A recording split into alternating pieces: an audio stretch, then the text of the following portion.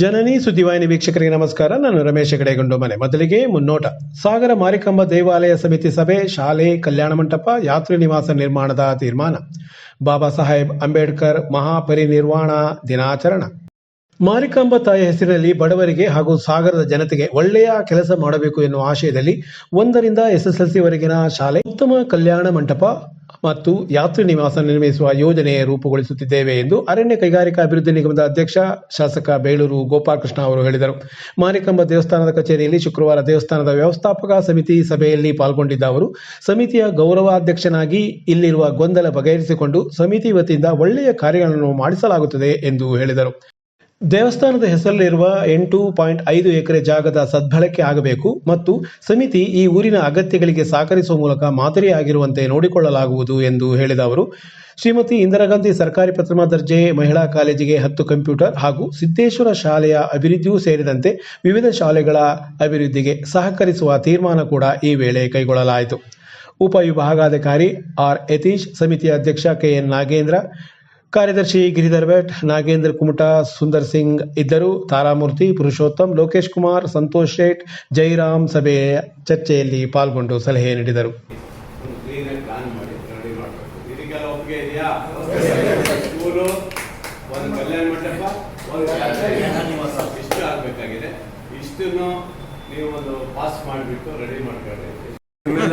ನಮಗೆ ಗೌರವಾಧ್ಯಕ್ಷರು ಮಾಡಿದ್ದಾರೆ.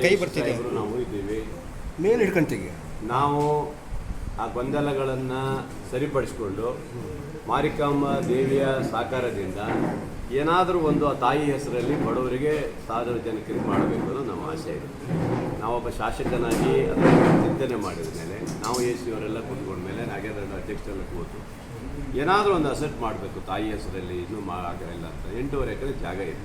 ಅದರಿಂದ ಗೊಂದಲಗಳು ಇದ್ದೇ ಇರುತ್ತೆ, ಗೊಂದಲಗಳು ಇಲ್ಲ ಅಂತೆಲ್ಲ. ಗೊಂದಲಗಳನ್ನು ಸರಿಪಡಲಿಕ್ಕೆ ಅವರು ಇದ್ದಾರೆ, ನಾವು ಇದ್ದೀವಿ, ಸರಿ ಮಾಡಿಸ್ಕೊಂಡು ಹೋಗ್ತೀವಿ. ಮತ್ತು ಯಾವುದೇ ಅಡಚಣೆ ಆಗದ ರೀತಿಯಲ್ಲಿ ನಾವು ಮುಂದುವರ್ಸ್ಕೊಂಡು ಹೋಗಬೇಕು. ಮೊದಲ ಆದ್ಯತೆಯಾಗಿ ಸ್ಕೂಲ್ ಮಾಡ್ತೀವಿ. ಫಸ್ಟ್ ಸ್ಕೂಲ್ ಮುಗಿದ ನಂತರ ಕಲ್ಯಾಣ ಮಂಟಪ ಮಾಡಬೇಕು, ಆಮೇಲೆ ಯಾತ್ರಿ ನಿವಾಸ ಮಾಡಬೇಕು ಅಂತ ಇಟ್ಕೊಂಡಿದ್ದಾರೆ. ಇವು 3 ಆಗಬೇಕು ಅನ್ನೋದು ನಮ್ಮ ಉದ್ದೇಶ ಇದೆ. ಅದರಿಂದ ಚರ್ಚೆ ಆಗಿದೆ, ಚರ್ಚೆಯಲ್ಲಿ ಪಾಸು ಆಗಿದೆ. ಇಷ್ಟು ಅಂದು ಅನೇಕ ಕಷ್ಟ ಸವಾಲುಗಳನ್ನು ಎದುರಿಸಿಯೂ ಎಲ್ಲರಿಗೂ ಸಮಾನತೆ ಇರಬೇಕು ಎನ್ನುವ ಮನೋಶ್ರೇಷ್ಠತೆಯನ್ನು ಮೆರೆದು ಈ ದೇಶಕ್ಕೆ ಸಂವಿಧಾನದ ಮೂಲಕ ಬೆಳಕಾದವರು ಅಂಬೇಡ್ಕರ್ ಅವರು ಎಂದು ಅರಣ್ಯ ಕೈಗಾರಿಕಾ ಅಭಿವೃದ್ಧಿ ನಿಗಮದ ಅಧ್ಯಕ್ಷ ಶಾಸಕ ಬೇಳೂರು ಗೋಪಾಲಕೃಷ್ಣ ಅವರು ಹೇಳಿದರು. ಕರ್ನಾಟಕ ದಲಿತ ಸಂಘರ್ಷ ಸಮಿತಿ ವತಿಯಿಂದ ಇಲ್ಲಿನ ಸರ್ಕಾರಿ ನೌಕರರ ಭವನದಲ್ಲಿ ಶುಕ್ರವಾರ ಏರ್ಪಡಿಸಿದ್ದ ಡಾಕ್ಟರ್ BR ಅಂಬೇಡ್ಕರ್ ಅವರ 68ನೇ ಮಹಾಪರಿನಿರ್ವಾಣ ದಿನಾಚರಣೆಯನ್ನು ಉದ್ಘಾಟಿಸಿ ಅವರು ಮಾತನಾಡುತ್ತಿದ್ದರು. ಸಂವಿಧಾನ ಎನ್ನುವುದು ಭಾರತ ದೇಶದ ಪ್ರತಿಯೊಬ್ಬ ಪ್ರಜೆಯ ಹೆಮ್ಮೆ. ಈ ನಡುವೆ ಕೆಲವರು ಸಂವಿಧಾನ ಕುರಿತು ಸಲ್ಲದ ಮಾತು ಕೂಡ ಆಡುತ್ತಾರೆ. ಆದರೆ ಇಡೀ ಜಗತ್ತಿಗೆ ಮಾದರಿಯಾಗಿರುವ ಈ ಸಂವಿಧಾನಕ್ಕೆ ಗೌರವ ನೀಡುವುದು ಪ್ರತಿಯೊಬ್ಬರ ಜವಾಬ್ದಾರಿ. ಜೊತೆಗೆ ಶಿಕ್ಷಣವಂತರಾಗುವುದು ಅತ್ಯಂತ ಮುಖ್ಯ ಎಂದು ಹೇಳಿದರು. ಉಪವಿಭಾಗಾಧಿಕಾರಿ ಆರ್ ಯತೀಶ್, ದಲಿತ ಸಂಘರ್ಷ ಸಮಿತಿ ರಾಜ್ಯ ಸಂಚಾಲಕ M ಗುರುಮೂರ್ತಿ, ಎಲ್ ಚಂದ್ರಪ್ಪ ಮಾತನಾಡಿದರು. DSS ಹಿರಿಯ ಮುಖಂಡ ನಾರಾಯಣ ಮಂಡಗಳಲ್ಲಿ ಅಧ್ಯಕ್ಷತೆ ವಹಿಸಿದ್ದರು. ಜಿಲ್ಲಾ ಸಂಚಾಲಕ ಏಳುಕೋಟಿ M, ನಗರಸಭೆ ಸದಸ್ಯ ಗಣಪತಿ ಮಂಡಗಳಲ್ಲಿ ಲಲಿತಮ್ಮ, ಸರ್ಕಾರಿ ನೌಕರ ಸಂಘದ ಅಧ್ಯಕ್ಷ N ಸಂತೋಷ್ ಕುಮಾರ್, ರಾಮಣ್ಣ ಹಸ್ಲರ್, ಕಲಸೆ ಚಂದ್ರಪ್ಪ, D ಸತೀಶ್, ತಾಲೂಕು ಸಂಚಾಲಕ ನಾಗರಾಜ್, ಶಿವಪ್ಪ ಗುಡ್ಡೇಕೌತಿ, ನಾರಾಯಣ ಅರಮನೆಕೇರಿ ಮತ್ತಿತರರು ಹಾಜರಿದ್ದರು. ಸಾಮಾನ್ಯ ಜನರು ಬದುಕಲಿಕ್ಕೆ ಅವಕಾಶ ಮಾಡಿಕೊಟ್ಟಂಥ ಮಹಾನ್ ನಾಯಕರು, ಈ ದೇಶದ ಸಂವಿಧಾನವನ್ನು ಮಾಡಿರುವಂಥ, ಈ ರಾಷ್ಟ್ರದ ದೇಶದಲ್ಲಿ ಎಲ್ಲರೂ ಸಹ ಈ ಥರ ಒಂದು ಸಂವಿಧಾನವನ್ನು ಬರೆದವರು ಯಾರು ಸಂವಿಧಾನವನ್ನು ಬರೆದವರು ಅಂತ ಒಬ್ಬ ನಾಯಕನ ಪುಣ್ಯತಿಥಿಯಲ್ಲಿ ಇವತ್ತು ಆಚರಣೆ ಮಾಡ್ತಾ ಇದ್ದೀವಿ. ಬಹುಶಃ ನೀವೆಲ್ಲರೂ ಹೋರಾಟಗಾರರು, ಗುರುಮುಖಿಯವರು ಎಲ್ಲರೂ ಈ ರಾಜ್ಯಾದ್ಯಂತ ಹೋರಾಟ ಮಾಡಿದ್ದೀವಿ.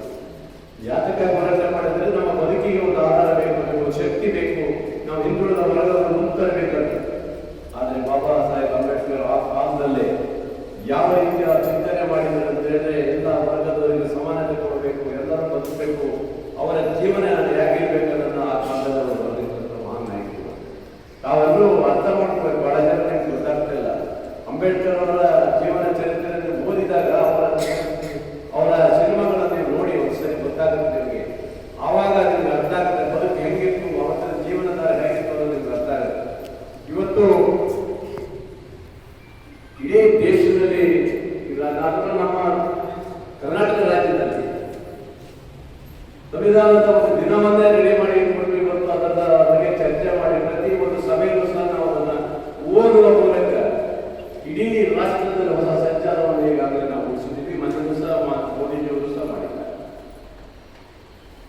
ಬಹಳ ಜನ ಇರುತ್ತೆ ಬಿಡಿ, ಅದರಲ್ಲಿ ವ್ಯತ್ಯಾಸಗಳು ಬಹಳ ಬರ್ತವೆ.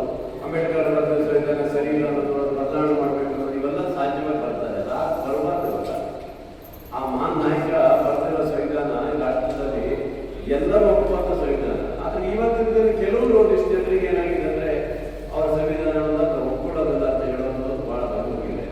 ಇದಕ್ಕೆಲ್ಲ ಯಾರು ತಲೆಕೆಡಿಸಿಕೊಳ್ಳೋದಿಲ್ಲ. ಈ ರಾಷ್ಟ್ರದಲ್ಲಿ ಎಲ್ಲರಿಗೂ ಬದುಕಲಿಕ್ಕೆ ಕೊಟ್ಟಂತ ಮಹಾನ್ ನಾಯಕರು ಇದ್ದಾರೆ. ಅವರ ತತ್ವದಲ್ಲಿ ಆಧಾರದಲ್ಲಿ ಇಟ್ಕೊಂಡು ನೀವು ನಿಮ್ಮ ನಮಸ್ಕಾರ.